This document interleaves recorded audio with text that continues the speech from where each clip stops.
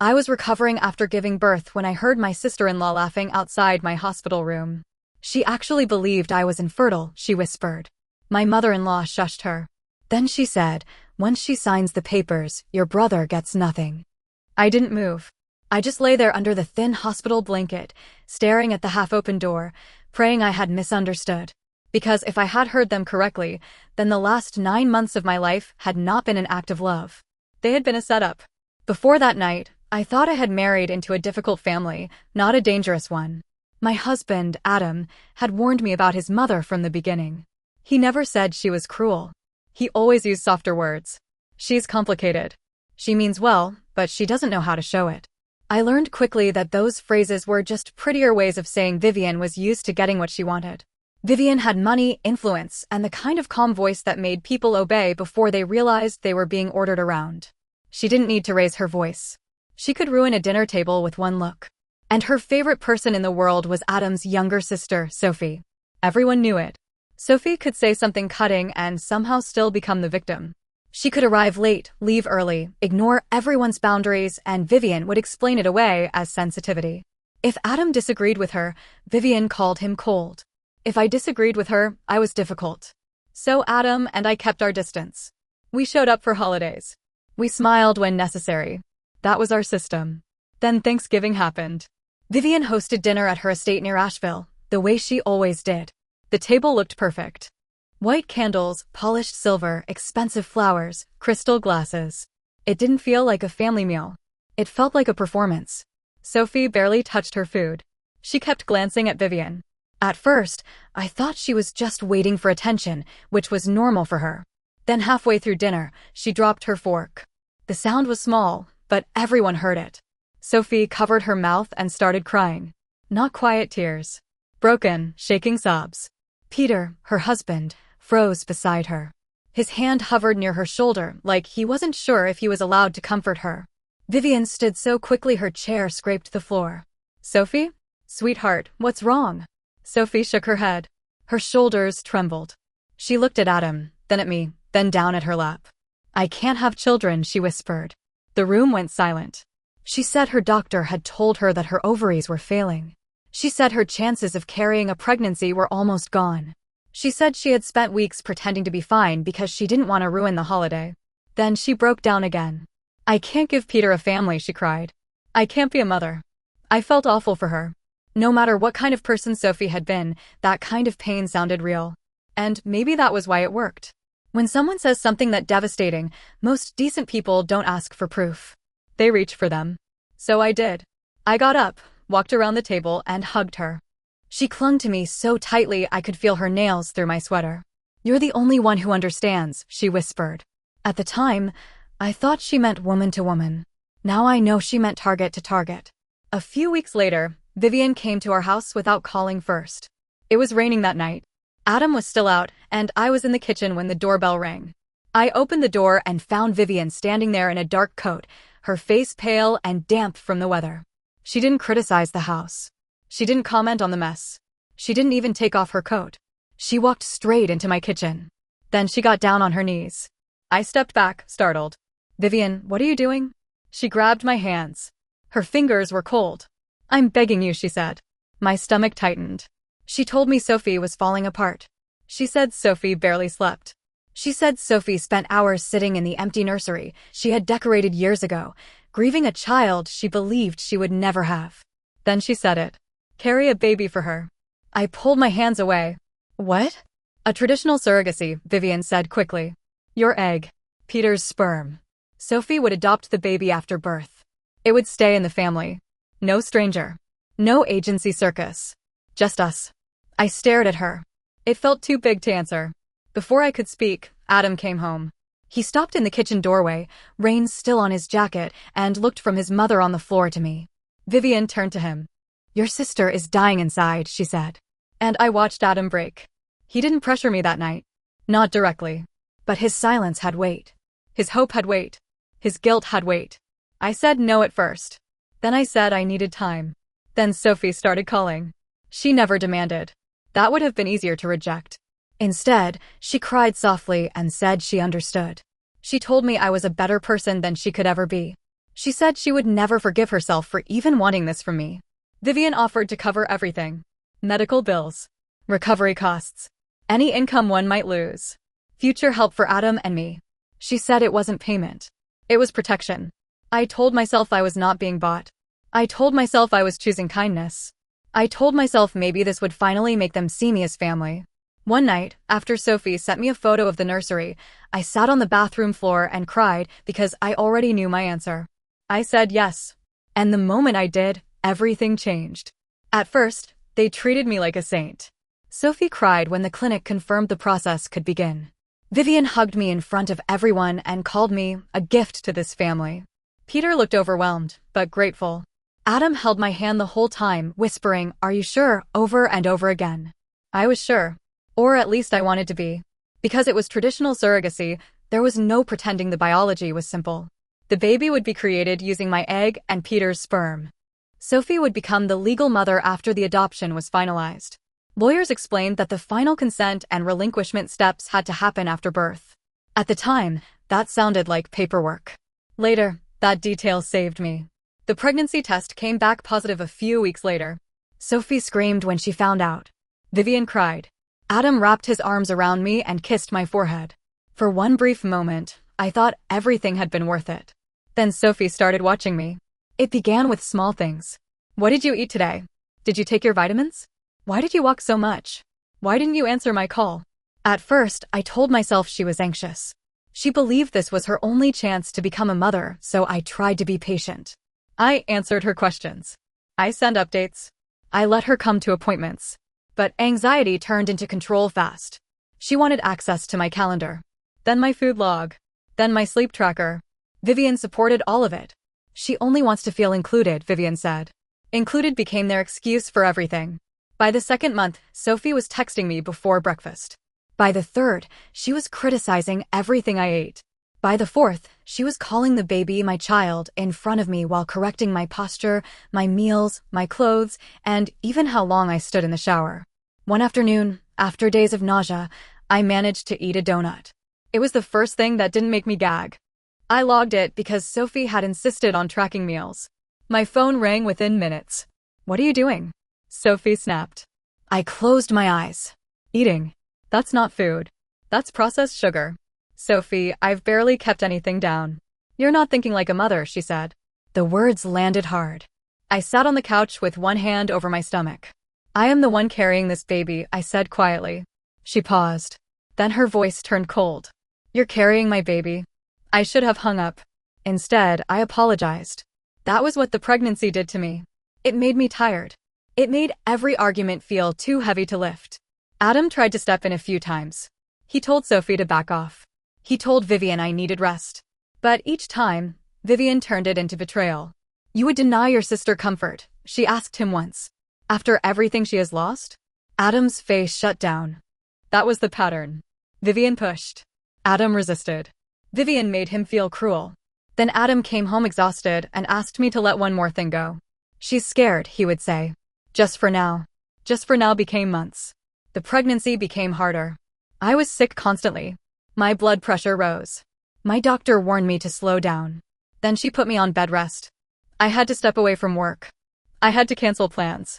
I spent days in bed with the curtains half closed, listening to Sophie's messages pile up. You forgot to send the blood pressure reading. Mom wants the doctor's notes. Can you angle the camera better next time? I want to see the bump. The bump. Not me. One afternoon, while stuck in bed, I started reading old family documents online. I didn't begin because I suspected a scam. I began because I was bored, angry, and desperate to understand why Vivian had so much power over everyone. The family money came from property. Not one house, not one business, but a network of commercial buildings managed through a trust. Most of the language was dry and hard to follow. Then I found something that made my skin go cold. There was a clause tied to the first biological grandchild in Adam and Sophie's branch of the family. The wording was complicated, but the meaning was not. The sibling whose line produced the first biological grandchild would gain controlling influence over a major portion of the family property trust. If no grandchild was born by a certain deadline, the control would be divided more evenly between Adam and Sophie. I read it again. Then again. Then I closed the laptop. No, that was paranoia. Sophie was grieving. Vivian was controlling, yes, but not monstrous. No one would fake infertility to manipulate a trust. No one would use another woman's body to win family money. I told myself to stop. I told myself pregnancy hormones were making me suspicious. I told myself selfish people could still have real pain. So I said nothing. That is the part one still struggle with. Because some small voice inside me knew something was wrong. And I ignored it. The delivery was long and frightening. My blood pressure was unstable, the nurses kept checking monitors, and everyone spoke in low, careful voices that scared me more than shouting would have. Adam stayed beside me as long as he could. He held my hand, wiped my forehead, and kept saying, "You're doing great." Sophie cried in the waiting room because she wasn't allowed in. Vivian argued with staff until a nurse firmly told her to step back. After hours of pain and exhaustion, Lucy was born. She was smaller than I expected. Quiet at first. Then she made this tiny sound, not quite a cry, and something inside me shifted. The nurse placed her on my chest for a moment. Just a moment. I looked down at her face and felt a pull so sharp it scared me. I had spent months telling myself she was not mine. I had repeated it like a prayer. Sophie's baby. Sophie's baby. Sophie's baby. But Lucy's cheek rested against my skin. Her tiny mouth moved. Her fingers curled near my collarbone. And my body knew her. Then Sophie was there, crying and reaching. "Oh my God," she said. "My baby? Give her to me." A nurse gently reminded her that I was still recovering, but Vivian stepped in with that calm, expensive voice of hers. "We have arrangements," she said.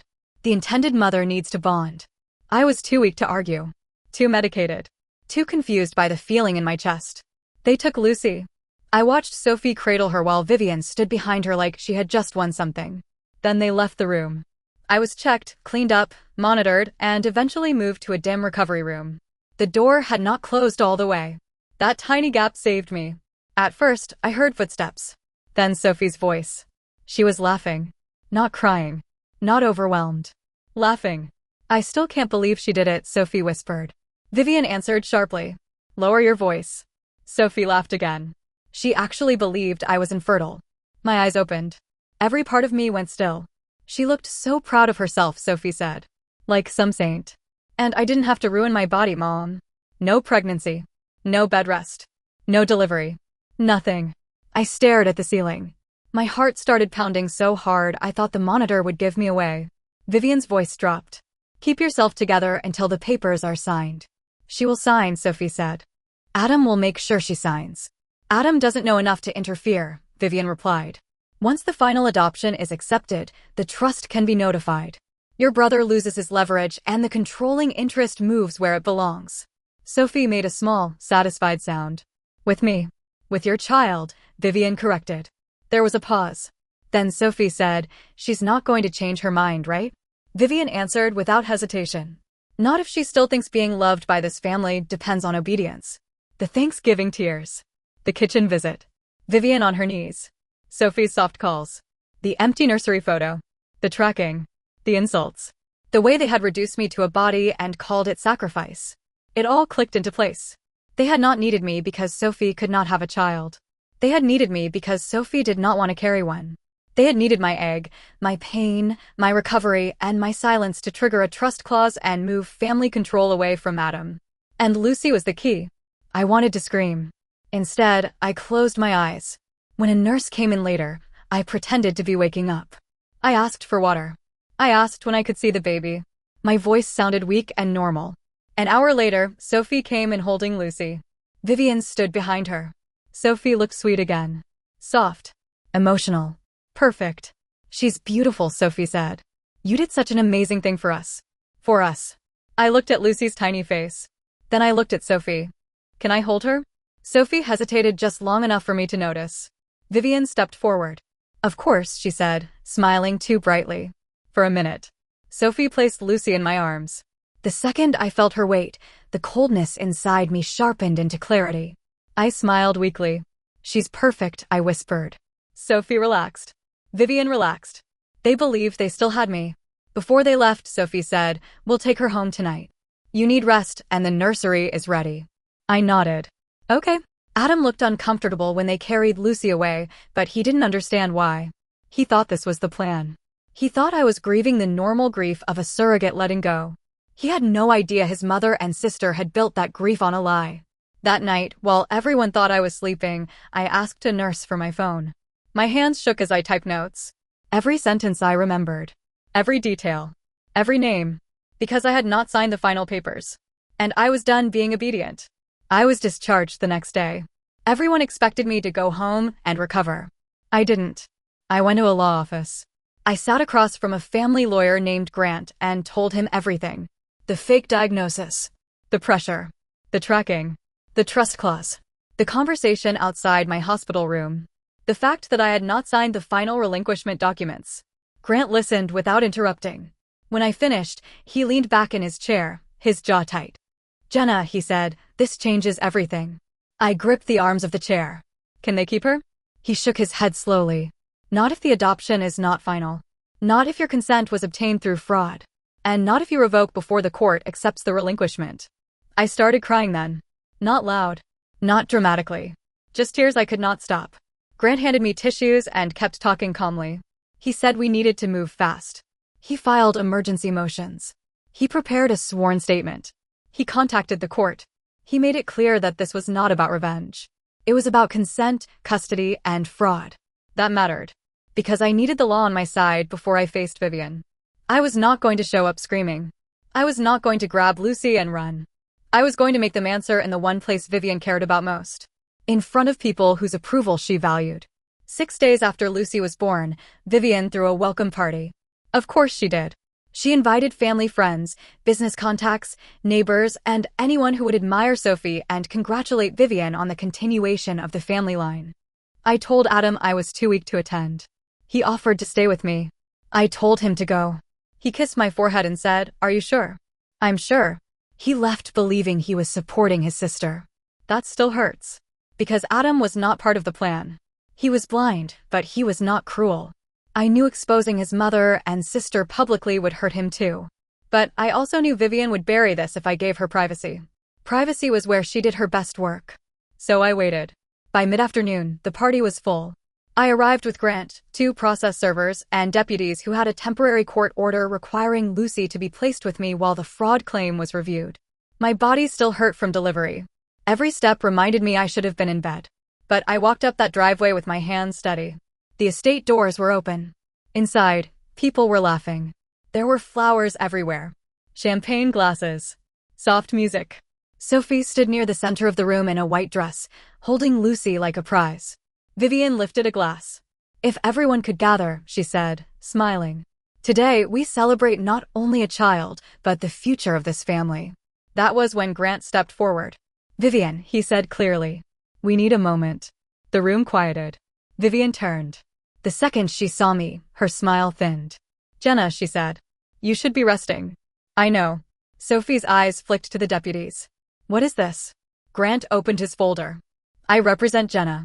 We are serving emergency legal documents revoking consent to the adoption and suspending all transfer of custody based on evidence of fraudulent inducement." The words moved through the room like a shockwave. People whispered. Peter stepped forward, confused. "Fraud," he said. Sophie clutched Lucy tighter. Vivian's face hardened. "This is absurd," she said. "This is a private family matter." "No," I said. "It stopped being private when you used my body to manipulate the trust." Adam pushed through the crowd. "What are you talking about?" I turned to him. And that was the hardest part. Not Sophie's panic. Not Vivian's rage. Adam's face. He looked terrified. "Your sister was never infertile," I said. Sophie made a sharp sound. "You don't know what you're saying." "I heard you," I said. "At the hospital. Outside my door." The room went quiet again. I looked at Sophie. "You said I believed it. You said you got a baby without carrying one. You said once I signed, Adam would get nothing." Peter's face drained of color. He turned to Sophie. "Tell me she's lying." Sophie opened her mouth. Nothing came out. Vivian stepped forward. "She just gave birth," she said loudly. "She is confused and emotional." Grant calmly handed documents to the process servers. "The court has issued a temporary custody order," he said. "Jenna is the biological mother, the adoption is not final, and consent has been revoked pending investigation." Sophie backed away. No, you can't do that. She's my baby." I looked at Lucy. "She is a baby," I said. "Not a trust key. Not a trophy. Not something you get to take because you lied well enough. Sophie started crying. But this time I recognized it. There was fear in it. Rage. Humiliation. Not grief. A deputy stepped closer, calm but firm. Sophie, you need to hand the child to her legal mother. Vivian snapped. Don't you dare. The deputy looked at her. Do not interfere with the court order. Adam stared at his mother. Mom, he said quietly. Is it true? Vivian didn't answer fast enough. That was enough. Adam stepped back like he had been struck. Peter walked away from Sophie, shaking his head. Sophie looked around the room for someone to save her. But people were no longer admiring her. They were watching her like they had just seen the mask fall. Finally, with shaking arms, she handed Lucy over. The deputy passed her gently to me. I held my daughter against my chest. My daughter. The word terrified me. It also studied me. Vivian's voice followed me as I turned to leave. You have no idea what you've done. I looked back once. Yes, I said. I do. Then I walked out of that house with Lucy in my arms while Sophie sobbed behind me and Adam stood frozen in the wreckage of the family he thought he understood. The weeks after that were ugly. Not dramatic every minute. Ugly in the way legal battles are ugly. Emails. Court dates. Statements. Lawyers. People choosing sides. Family friends pretending they had always suspected something was wrong. Grant moved fast. The court kept temporary custody with me while the fraud claims were reviewed. Sophie fought it. Vivian funded the fight at first. Peter was dragged into it, but once he understood the full story, he stopped defending Sophie. That was another collapse. Peter had agreed to the surrogacy because he believed his wife could not carry a child. He believed the grief. He believed the diagnosis. He believed, like I did, that this was painful but loving. When medical records were legally obtained during the case, the truth was clear. Sophie did not have the condition she claimed. There had been no devastating diagnosis. No medical tragedy. No impossible loss. The story had been built to pressure me. The judge did not give some dramatic speech when the evidence came out. She simply looked tired and disgusted. The surrogacy agreement was set aside. My consent was considered revoked. The adoption never moved forward. I was granted primary custody of Lucy. That sentence should feel like victory. Some days it does. Other days, it feels like standing in the middle of a house after a fire, holding the only thing that survived. The trust fallout came next. Once the administrators learned that Vivian and Sophie had tried to manipulate control through a fraudulent pregnancy story, everything froze. Vivian lost access to decisions she had controlled for years. Meetings were called. Audits began. People who had smiled at her parties stopped returning her calls. Sophie's life unraveled quickly. Peter filed for divorce. Vivian blamed me. Sophie blamed everyone. At first, I thought watching them face consequences would feel satisfying. And sometimes, honestly, it did. I will not pretend I am too noble for that. They humiliated me. They controlled me. They let me risk my health while they planned how to benefit from my obedience. But justice did not make everything clean. Adam and I separated 2 months after the party. He believed me. That was never the issue. He saw the evidence. He heard Peter confirm parts of it. He watched his mother fail to deny the truth when it mattered. But belief and healing are not the same. One night, he stood in our kitchen while Lucy slept in the next room. His eyes were red, and he looked older than he had a few weeks before. I know you did what you had to do, he said. I nodded, already crying. But I don't know how to live inside what they did. I didn't answer. He looked toward the hallway. When I look at her, I know she's innocent. I know that. But I also see Peter. I see Sophie. I see my mother. I see the trust. I see you almost disappearing under all of it. His voice broke. And then I hate myself because none of that is Lucy's fault. That was the moment I knew love might not be enough. We tried counseling. We still go. Sometimes we talk. Sometimes we sit in silence while the counselor asks gentle questions neither of us can answer. Adam comes to see Lucy. He holds her carefully. He is kind to her. But there is a distance in him that I do not know how to cross. I don't blame him for being broken. I am broken too. Now I live in a small apartment with second-hand furniture, a bassinet beside the couch, and a stack of court papers in a drawer I try not to open. Lucy is 3 months old. She smiles in her sleep. She grips my finger like she already knows I am not going anywhere. Some nights, when the apartment is quiet and the only sound is her breathing, I wonder what kind of story I will tell her someday. Do I tell her she was born from betrayal? Do I tell her I almost gave her away? Do I tell her the people who called her a miracle only wanted what she unlocked? Or do I tell her the simplest truth? That she was innocent. That I was lied to. That I chose her when choosing her cost me almost everything. Vivian has not met her since the party. Sophie has tried to send messages through other people, but I do not respond. Peter asked once if he could see Lucy someday, not as a father, but as someone trying to make peace with the damage. I have not decided yet. That is the part people argue about. Some say I did the right thing. Some say I punished Sophie by keeping Lucy. Some say Adam was another victim. Some say I should have walked away from the whole family and let the courts decide quietly. Maybe they are all right in different ways. I know only this. I did not create the lie. I did not fake the diagnosis. I did not build a family system where love was traded for control. But I did choose the most public moment to expose them. I did take Lucy back. I did turn one family's private cruelty into public ruin. And even now, with my daughter sleeping beside me and my marriage hanging by a thread, I cannot honestly say I regret it. I regret believing them. I regret ignoring my instincts. I regret that Lucy's first months of life are surrounded by lawyers instead of peace. But I do not regret refusing to sign away my child to people who saw both of us as tools. So now I am sitting here in the dark, rocking Lucy while my phone lights up with messages I do not open. Adam says he needs time. Vivian says I destroyed the family. Sophie says I stole her baby. And I keep looking down at this little girl who never asked to be anyone's weapon. Maybe justice is supposed to feel clean. Mine doesn't. Mine feels heavy. It feels quiet. It feels like holding my daughter close while accepting that the truth saved us and ruined us at the same time. Was I right to revoke my consent and take back my biological daughter after learning the entire surrogacy was built on a lie, or did I let revenge destroy the only family she might have had?